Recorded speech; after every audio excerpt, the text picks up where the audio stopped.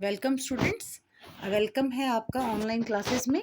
तो आज का हमारा जो ये सेशन है, ये सेकंड सेशन है फर्स्ट यूनिट का। ये आपके रिटेल के क्लास +2 के करिकुलम में से लिया गया है। तो आज जो हम सेशन 2 में जो हम कवर करेंगे, ये यूनिट 1 का जो सेशन 2 है, इसमें जो जो कवर करेंगे उसमें आपके मेन 3 टॉपिक्स रहेंगे। First is tool for identifying customers problem, second is guideline to anticipate customer problem, third है process of supporting customer service problem. ठीक है, तो ये तीन टॉपिक जो हैं वो हम कवर करेंगे इसमें। मेरा नाम पूजा सेन है। मैं government senior secondary school Sadiyana district Mandi में रिटेल की वोकेशनल ट्रेनर हूँ। तो हम स्टार्ट करते हैं हमारा फर्स्ट टॉपिक। तो जो हमारा फर्स्ट टॉपिक है वो है tools for identifying customers problem. ठीक है, तो जो भी हमारे कस्टमर्स हैं, जैसे कि आपने पहले भी सेशंस में पढ़ा है, कस्टमर को हम किंग मानते हैं। तो जो उनकी जो भी उनको कस्टमर्स को प्रॉब्लम है, उनको आइडेंटिफाई करने के, उनको पहचानने के कुछ टूल्स हम डिस्कस करेंगे। ठीक है, तो सबसे पहले क्या है, आस्क योर कस्टमर। सबसे पहले आप अपने कस्टमर से पूछिए। ठीक है, आप अपने कस्टमर से पूछ सकते हैं कि उनको क्या प्रॉब्लम है। तो अब कस्टमर से कैसे पूछ सकते हैं, इसका जो मोस्ट इफेक्टिव वे है ये कस्टमर से उनकी प्रॉब्लम्स पूछने का, ये है सर्वे। ठीक है, तो आप क्या करेंगे, सर्वे करेंगे। कस्टमर्स को एक सर्वे फॉर्म दिया जाएगा इसमें, तो आप उनसे जो भी उनकी क्वेश्चंस हैं आप पूछ सकते हैं, जो भी उनको प्रॉब्लम्स हैं, जो भी उनकी क्वेरीज हैं वो इसमें आप पूछ सकते हैं उनसे। ठीक है, तो ये फर्स्ट आएगा आपका, इसमें आपका सर्वे आ जाता है। लेकिन जो आपका सर्वे है, कस्टमर सर्वे रहेगा, ये आपका बहुत लंबा नहीं होना चाहिए, बहुत लेंथी नहीं होना चाहिए। इससे क्या है, कस्टमर स्किप कर जाते हैं ये सर्वे फॉर्म फिलअप्स करना। ठीक है, क्योंकि वो बहुत लेंथी होते हैं। तो मिनिमम क्वेश्चंस होने चाहिए। ठीक है, जिसमें आपको पूरा जो भी कस्टमर की प्रॉब्लम है जो निकल के बाहर आ जाए, जो आप पूछना चाहते हैं वो आपको, आपका मोटिव क्लियर हो जाए। ठीक है, तो ये जो सर्वे हैं बहुत ज़्यादा लंबे नहीं होने चाहिए। तो उसके बाद सेकंड जो हमारा टूल है वो है इनकरेज रिव्यूज़। आजकल जो सबसे कॉमन मेथड है वो है इनकरेज रिव्यूज़। तो रिव्यूज़ को इनकरेज करने का आजकल ट्रेंड चला है। वो कैसा, जैसे आप कस्टमर ने आपसे कुछ भी परचेजिंग की या कुछ भी आपने कुछ सर्विस दी उनको। ठीक है, तो उसके बाद आप उनको रिव्यू लिखने के लिए बोलेंगे।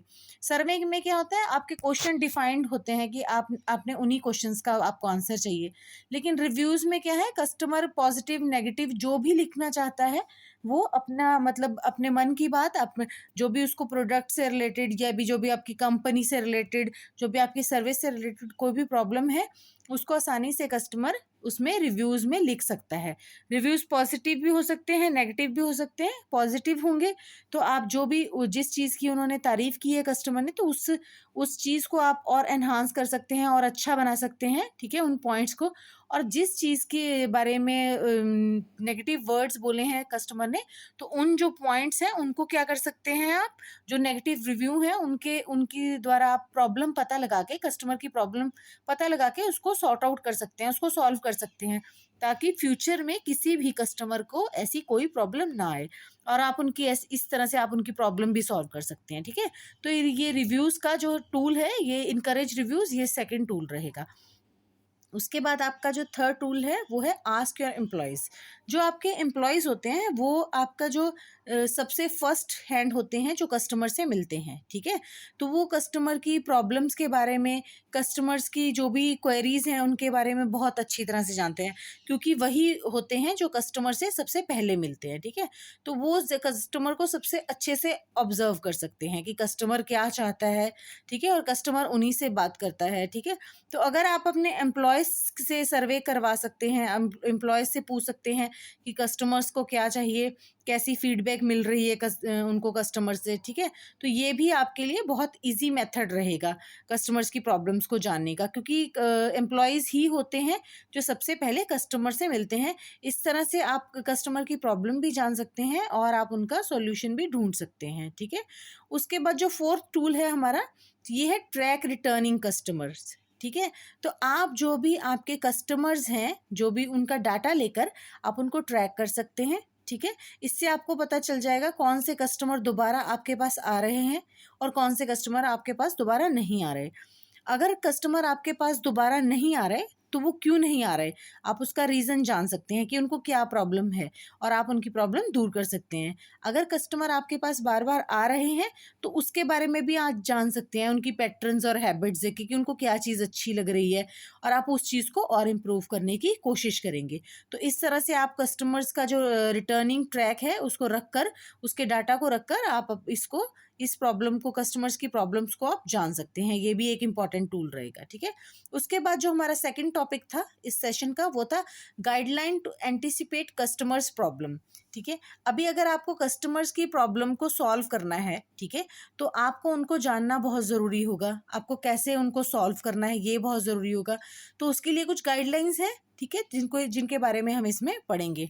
तो इसमें जो फर्स्ट गाइडलाइन है वो है treat the customer the same way you would like to be treated. सबसे पहले इसमें क्या रहेगा, जैसे आप कस्टमर को जैसे आप अपने आप को ट्रीट करना चाहते हैं एज अ कस्टमर, वैसे ही आप अपने कस्टमर को भी ट्रीट कीजिए, ठीक है। आप उनके उनके रोल में अपने आप को फील कीजिए, फिर ही आप कस्टमर को क्या है अच्छे से ट्रीट कर पाएंगे। उसके बाद सेकंड जो पॉइंट है, anticipate and accommodate your customers need. Customers की नीड्स को जानिए, ठीक है, उन्हें समझिए और उसके बाद ही उनके साथ डील कीजिए। एक सर्वे के दौरान पता चला कि 70% जो कस्टमर्स होते हैं वो क्या चाहते हैं कि उनकी ज़रूरतों को बोलने से पहले समझ लिया जाए, ठीक है। तो जब आप कस्टमर की ज़रूरतों को समझना बहुत ज़रूरी है, ठीक है। उसके बाद जो हमारा थर्ड पॉइंट है, make the customer feel at home. Customers को ये फील करवाइए कि वो अपने घर जैसा वहाँ पे माहौल फील करें, वो आपके साथ बहुत फ्रैंक हो जाएं, ठीक है। इसका मतलब ये है कि वो आपके साथ बहुत इजी गोइंग हो जाएं, आपके साथ अपनी बात कह सकें, ठीक है। आप उनको कंफर्टेबल फील कराइए और हमेशा उनका धन्यवाद कीजिए कि वो आपके साथ बिजनेस कर रहे हैं, ठीक है। उनके साथ हमेशा कर्टियस रहें, उनके साथ अच्छे से बिहेव करें, ठीक है। कस्टमर को हमेशा अपने घर जैसा फील करवाएं। उसके बाद जो हमारा फोर्थ पॉइंट है वो है allow the customer to get the best value for their money, ठीक है। कस्टमर को क्या फील होना चाहिए, कस्टमर को सबसे पहले अगर वो पे कर रहा है तो उसको दो चीज़ें चाहिए होती हैं। सबसे पहले क्वालिटी ऑफ प्रोडक्ट और दूसरा है क्वालिटी ऑफ सर्विस, ठीक है।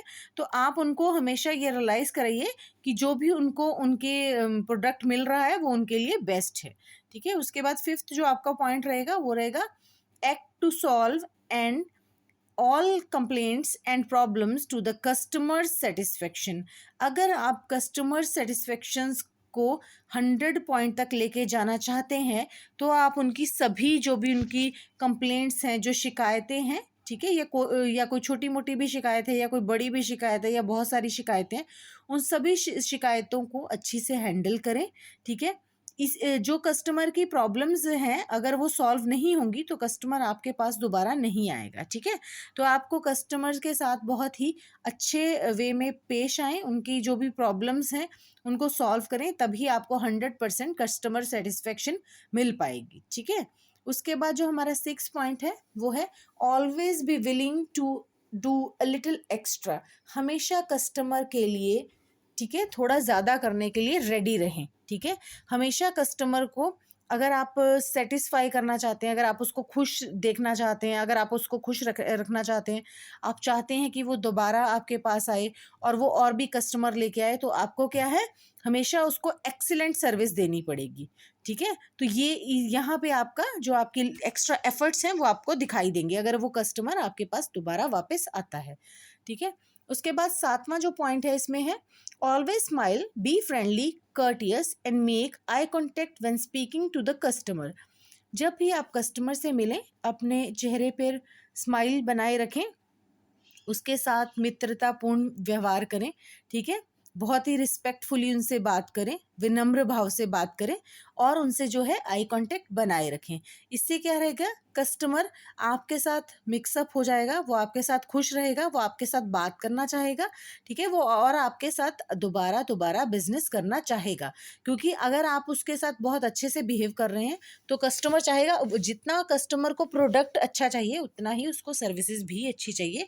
तो उन सर्विसेज में जो आपकी सेल्स पर्सन की दी हुई सर्विसेज होती हैं वो भी आती हैं। तो अगर आप उनके साथ अच्छे से बिहेव करेंगे, अच्छे से पेश आएंगे तो कस्टमर आपके पास दोबारा ज़रूर आएंगे, ठीक है। उसके बाद जो 8 पॉइंट है वो है never argue with the customer. Customer के साथ कभी भी बहस ना करें। अगर आपको लग भी रहा है किसी पॉइंट पर कस्टमर गलत है तो भी कोई बात नहीं, आप उनसे माफ़ी मांग सकते हैं, अपोलोजाइज़ कर सकते हैं, ठीक है, और उनको बोल सकते हैं कि ऐसी प्रॉब्लम दोबारा नहीं होगी, ठीक है। इससे क्या रहेगा, कस्टमर का आप पे ट्रस्ट बनेगा, ठीक है, कस्टमर आप पे रिलाई कर सकेगा, ठीक है। इससे क्या रहेगा, आपको बिजनेस मिलेगा और आगे भी बिजनेस मिलता रहेगा, कस्टमर से आपके अच्छे रिलेशन बनेंगे, ठीक है। तो कभी भी कस्टमर के साथ बहस में ना पड़े। उसके बाद जो आपका 9th पॉइंट है वो है listen and handle all customer problem in a professional manner. अगर कस्टमर की जो भी कोई प्रॉब्लम्स हैं उनको आराम से सुने और उनको अच्छे से हैंडल करें, एक बिल्कुल प्रोफेशनल मैनर में, ठीक है। उनके साथ जैसे आप उनसे बात कर रहे हैं तो पूरा ध्यान उन्हीं की तरफ दें, ठीक है, आई कांटेक्ट बनाए रखें। अगर आप उनको पूरा उनकी तरफ अपना ध्यान केंद्रित कर रहे हैं तो उनको लगेगा कि हमारी प्रॉब्लम सॉल्व हो सकती हैं, ठीक है ना, तभी आप उनकी प्रॉब्लम सॉल्व भी कर सकेंगे। तो आपको जो आपका बिहेव है वो बिल्कुल प्रोफेशनल होना चाहिए कस्टमर के साथ। उसके बाद जो 10th पॉइंट है, if you can not assist a customer direct them to someone who can, ठीक है। अगर कभी ऐसी कोई सिचुएशन है कि आप जो कस्टमर की प्रॉब्लम है उसको सॉल्व नहीं कर पा रहे हैं, कभी ऐसी भी सिचुएशन आती है कि आप जो कस्टमर की प्रॉब्लम है उसको सॉल्व नहीं कर पा रहे हैं, तो आप जो कस्टमर की प्रॉब्लम सॉल्व कर सकते हैं आप उनको उनसे मिलवाइए। और उनसे जाके कभी भी कस्टमर को ये नहीं लगना चाहिए कि मुझे अटेंड नहीं किया जा रहा है, ठीक है। अगर आप उनकी प्रॉब्लम सॉल्व नहीं कर सकते तो जो प्रॉब्लम सॉल्व कर सकते हैं आप उनको उन्हीं के पास ले जाइए, ठीक है। तो उसके बाद ये हमारे यहाँ पे पॉइंट्स खत्म होते हैं। जो हमारा 3rd टॉपिक है वो है process of spotting customer service problem. अब जब हम कस्टमर की प्रॉब्लम की बात कर रहे हैं, ठीक है, अभी हमने प्रॉब्लम्स की बात कर ली क्या करना चाहिए। अब जो हमारा 3rd टॉपिक है इसमें हम प्रोसेस बताएंगे आपको क्या रहेगी कस्टमर की जो प्रॉब्लम सॉल्व करने की है। तो इसमें सबसे पहले आपका आता है आइडेंटिफाई ऑप्शंस। सबसे पहले कस्टमर की जो भी प्रॉब्लम है, ठीक है, उसका जो सॉल्यूशन हमें ढूंढना है उसके लिए हमें काफ़ी सारी ऑप्शंस ढूंढनी पड़ेंगी। तो जो हमें ऑप्शंस ढूंढनी पड़ेंगी तो वो फर्स्ट पॉइंट होएगा कि हमने कस्टमर की जो प्रॉब्लम है उसकी जो सॉल्यूशन ढूंढने हैं। उसके बाद जो अगला पॉइंट है आइडेंटिफाई अदर ऑप्शंस। आपने कुछ ऑप्शंस ढूंढ ली लेकिन कुछ ऑप्शन से नहीं होगा। अगर आप कस्टमर को हैप्पी देखना चाहते हैं तो और ज़्यादा ऑप्शंस ढूंढिए, क्योंकि जितनी ज़्यादा ऑप्शन होगी उतना ही जो आपको चॉइस है आपको करना बहुत ईजी हो जाएगा, आपको अपनी ऑप्शन चुनना बहुत ईजी हो जाएगा, ठीक है। तो आप और ज़्यादा ऑप्शंस का चुनाव करिए और ज़्यादा सॉल्यूशन ढूंढिए प्रॉब्लम के। उसके बाद जब आपने बहुत सारे सॉल्यूशन प्रॉब्लम के ढूंढ लिए तो 3rd पॉइंट आपका आता है कंफर्म द ऑप्शंस। अब आपके पास बहुत सारी ऑप्शंस हैं, आपको उनमें से चुनाव करके कुछ ऑप्शंस निकालनी है, कुछ ऐसे सॉल्यूशन निकालने हैं जो कस्टमर की प्रॉब्लम सॉल्व करने में हेल्प करें। उसके बाद अगला आपका पॉइंट आता है इवेल्युएशन ऑफ ऑप्शन। अब आपने कुछ ऑप्शंस निकाल नहीं ली हैं, अब आप उनको इवेल्युएट करेंगे। इवेल्युएट करने के लिए आप क्या क्या उनमें देखेंगे, उसकी स्ट्रेंथ, वीकनेस, पॉजिटिव इम्पैक्ट्स और जो भी उसके पॉसिबल डाउनसाइड्स हैं उनको आप एनालाइज करेंगे। तभी आपको पता चलेगा कि कौन सी जो ऑप्शन है वो सही रहेंगी। जब आप उन ऑप्शंस को इवेल्युएट कर लेते हैं उसके बाद आपको जो अगला पॉइंट आएगा वो होगा सिलेक्शन ऑफ ऑप्शन। अभी आपने जो सारी ऑप्शंस थी आपने उनके जो भी इवेल्युएट कर लिया है उनको, उसके बाद आप फाइनल जो आप है वो उस ऑप्शन को आप चूज करेंगे, ठीक है, उस ऑप्शन को सिलेक्ट करेंगे, ठीक है। ये वो ऑप्शन होगी जो कस्टमर की प्रॉब्लम के लिए सबसे ज़्यादा सूटेबल होगी और इसी को हम कस्टमर के लिए इम्प्लीमेंट करेंगे। उसकी प्रॉब्लम को सॉल्व करने के लिए इसी ऑप्शन को हम इम्प्लीमेंट करेंगे, ठीक है। इसके बाद जो लास्ट हमारा पॉइंट है ये है in case if not able to solve. लेकिन हो सकता है आपने जो सारी ऑप्शंस चुनी हो कस्टमर की प्रॉब्लम को सॉल्व करने के लिए, हो सकता है उनमें से कोई भी आपको बिल्कुल मतलब मोस्ट सूटेबल ना लगे और आप कोई भी ऑप्शन सिलेक्ट ना कर पाएँ। तो लास्ट में कौन सा पॉइंट आता है, अगर आप सॉल्व नहीं कर पाते हैं तो आपको क्या करना है, आपको कस्टमर के साथ शांति से पेश आना है, आराम से कस्टमर की प्रॉब्लम सुननी है, ठीक है, उसके तरफ बहुत काइंड रहना है और क्या करना है आपको, उस चीज़ के लिए माफ़ी मांगनी है कि आप जो है उनकी प्रॉब्लम को सॉल्व नहीं कर पाए हो। ये वो केस है अगर आपको कोई भी ऑप्शन सूटेबल नहीं लगती है बिल्कुल ही, ठीक है? तो आपको लास्ट में उनको माफ़ी मांग के, उनको सॉरी बोल के, ठीक है, अपोलोजाइज़ करके उनको थैंक करना है, ठीक है, क्योंकि वो आपके कस्टमर हैं। तो यहाँ पर हमारा जो सेशन 2 था वो ख़त्म होता है, ठीक है? मैं आशा करती हूँ कि आप सबको ये जो हमारे 3 टॉपिक थे आज के वो क्लियर हो गए होंगे। तो thank you so much students, आपका इस सेशन को देखने के लिए।